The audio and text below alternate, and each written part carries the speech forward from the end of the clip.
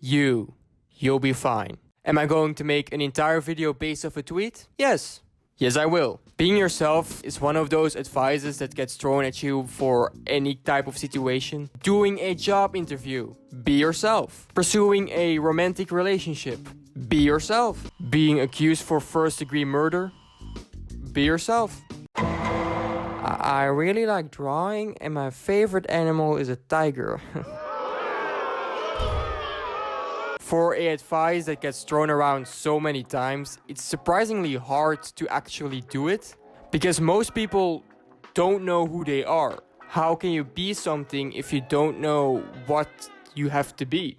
So people see being themselves as finding certain characteristics of themselves, like are you introverted, are you extroverted, are you really blunt or really nice and sugarcoat everything. It's extremely difficult for people to find exactly what traits they are. If I ask you right now what are 3 traits of yours, you probably don't know what to answer. This is why people like things like Zodiacs or the Myers-Briggs or even BuzzFeed quizzes.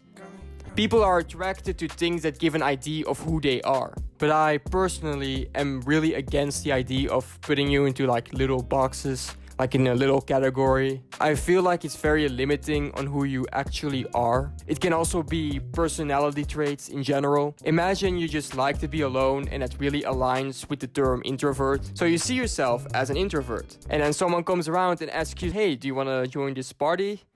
And you'd be like, no, I'm an introvert.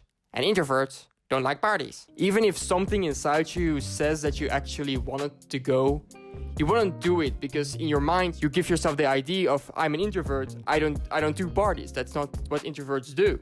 And here is where someone like Mac Miller really shines. Because Mac Miller has such a unique way of being you. What I also think is the reason of his success and why people like him so much. If we go through his biography, I think you could really see what kind of man he was. Because going through his projects can also give a better perspective to see him throughout the phases of his life. And that starts off with kids, so we made it kicking incredibly dope shit. During this time, Mac Miller was just a kid in Pittsburgh going through average high school things like romantic relationships and partying. And he made a mixtape talking about exactly that. Mac Miller, from the moment he was young, was always a man of energy. He truly was living in his own little world. Living in his own world didn't mean that he was antisocial and rejected everybody. No. It probably made him more social. He was a kid whose only life purpose was to be a music artist. He shared his love for music with his friends. I'm on the bus sitting here in a toga. I ain't God, but you can call me Hova. It's really rare for someone to not only be so passionate, but also is so free willingly sharing it with everybody. But I feel a lot of people don't really have the confidence in doing. For the album, man, this fall, man, Blue Slide Park, the album, man. This album came around a time where Mac Miller has gained greater success and became perceived as a person that was a really big deal. Because you know you have made it big when you had beef with Donald Trump. Maybe you should pay me a lot of money, but even with his greater success, he didn't feel any different. What he told through referencing Blue Slide Park, a park in his hometown. For me, like, I'm still the same kid when I go back home, you know, nothing changes. And so it's basically like Blue Slide Park is like, you know, life, you go crazy in life, you go out and become a big business mogul, you go out and do all the stuff in your life, and you come home and there's still the same park right there. And they could add jungle gyms, they could add whatever they add to the park to renovate and make it new, but like the slide's still gonna be blue, you know what I'm saying? Mac Miller is a man of authenticity. Mac Miller doesn't let things from other people decide who he is. He will always prioritize his self-expression. This also reflects on his music itself. Blue Slide Park is still fairly similar to his older stuff, but it's clear that he doesn't want to stay there and want to get more experimental with his music. So he created an alias, Larry Lovestein and the Velvet Revival, to experiment with some jazz and other type of sounds, what would end up being the thing that redefines his career. Make sure you check out my album, Watching Movies with the Sound Off, coming out June 18th. This has to be the most underrated Mac Miller album. After his financial success in Blue Slide Park, he became rich. So he decided to move to Los Angeles and buy a house that had a home studio for him to make music. What is a great milestone for him. So what isn't a better way to celebrate than to lock yourself inside for a few weeks? During the making of this album, he didn't want to see any sunshine. The only thing he had as company was his thoughts and inner emotions, because Mac Miller was a man of introspection. He wanted to lay a complete focus on him mentally. This is also the album where he's going to be more honest about drug use and how he's fighting his own inner demons, so he could involve his issues in his work, what hopefully would help resolve his issues.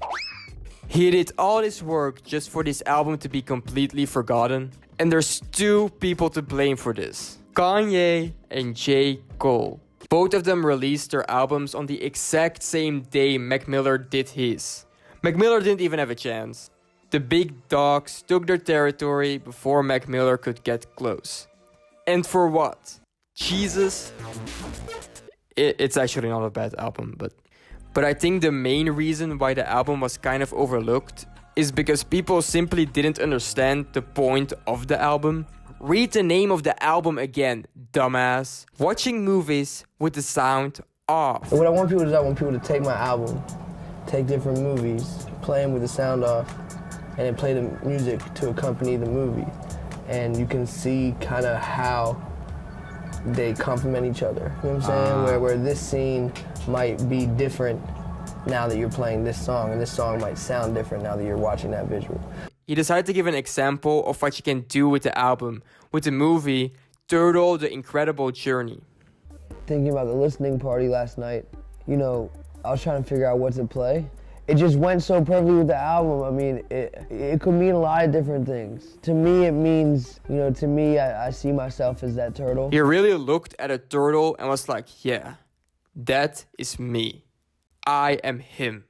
And it's not a talking turtle, by the way. Most people won't relate to something like a turtle because they're like, I'm not relating to a turtle. I don't have a bipedal shield or a vertebral shell. What do I have in common with it? And that's also something so cool about Malcolm, because he likes to look at things different, as in like a introspective kind of way. He doesn't think what he has in common with the turtle. He feels it. You know, when he's watching the movie, he is the turtle. He became the turtle. He got inside of the turtle. The most important thing to me is making a good album. Good AM is Good called. AM, September 18th. And that's what I said in the meeting. I said, I don't, like, if I sell singles or not sell singles, whatever, I want to sell albums. This album dives more into his personal problems like drug use and mental health. These are heavy subjects, and talking about them obviously have some moments where it feels very down. But overall, it is told in a more hopeful way. I think for me, I wanted the album to feel like a breath of fresh air. Just a lot of the music I had done recently was a little darker and sad, depressing, if you will. And I wanted this album to kind of be a departure from that. Mac Miller is a man of optimism. It was clear that in this period of his life, he really tried to become more sober. Mac Miller believes in the fact that you can change. Like the album title, there will always be another morning. The Divine Feminine. People used to be wondering for who the album was, because this could be for Nomi, his ex-girlfriend at that time, or Ariana Grande, who then just recently got announced to be dating him. What I feel is a great example of people not understanding what kind of person Mac Miller was and kind of oversimplifying him in a sense. Because people really want to put his art in a cage, while his art is so much broader than that. It's about loving in general, in a social way, but also in a kind of spiritual way. Because Mac Miller is a man of love. I mean, there are definitely songs based on romantic relationships, but this album doesn't focus on who or what he loves. It's about the fact that he loves. Rather, it's about just a person or the world. It's a celebration of love. how cheesy that may sound. Fans and neighbors leaving flowers, candles, notes on rapper Mac Miller's doorstep. Those close to him struggling with the fact that he is gone at the age of 26. He just dropped a new album, Swimming. The album that came right before Mac Miller's accidental overdose. Because Mac Miller is flawed. You can kinda see that after Good AM, it didn't go as planned. Mac Miller wasn't able to get sober. He made a statement that he would've, but he didn't. I do think it's incredible how he still remains to be so open about sharing his shortcomings, especially with something as mental health or drug use. Opening up about something that obviously has a negative connotation, but the ability from Mac Miller to be so vulnerable about everything gives people some sort of comfort on not feeling so great. I think that's a big issue with struggling with yourself, is that you feel kind of like an alien, like a completely different creature that's so different from everybody else. It can make you feel extremely misunderstood, what obviously adds an unnecessary extra baggage on yourself. Mac Miller did fall back on his drug use, but that didn't make him stop trying, keeping to reflect on himself and always remaining to move forward. I don't know if anyone watching needs to hear this, because I don't know who this is going to reach, but if you ever have a sense of feeling like it's too late to change, that you are simply too destroyed to be fixed, that's not true. You barely have a crack. Nothing glue can fix.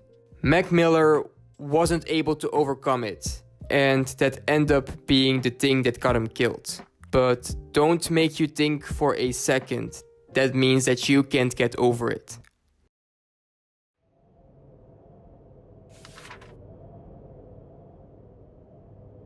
Mac Miller was Mac Miller. I think if you check out the way I described him as what kind of man he was, if you look at them without any given context, you notice that the things are pretty vague. But I already think that the idea of being able to trim a person down based on basic characteristics is already such a wrong way to look at a person. Because Mac Miller was such a one-of-a-kind, it's hard to not give non-fake answers. If we go back to the tweet, what you notice is that he didn't say yourself. He said, be you. And I know I'm going completely English teacher over here, but there's a huge difference. If I would say be yourself, it means that you should not be other people's perception of who you are, but your own perception of who you are. What is the right direction for sure, but remove the self and you can go even further. If you make it you, then you are just you, every aspect of it. If you want to find the definite answer on who you are, you will always remain looking. If you change who you are based on a perception of yourself, whether it's set by other people or your own, you will never be you. Don't define you by traits. The traits will limit you. If something makes you so happy that you want to jump in the air and say, yippee, but you don't, because that will contradict on who you are, then you are not you at all. So, I'll say it for the last time, be you. You'll be fine.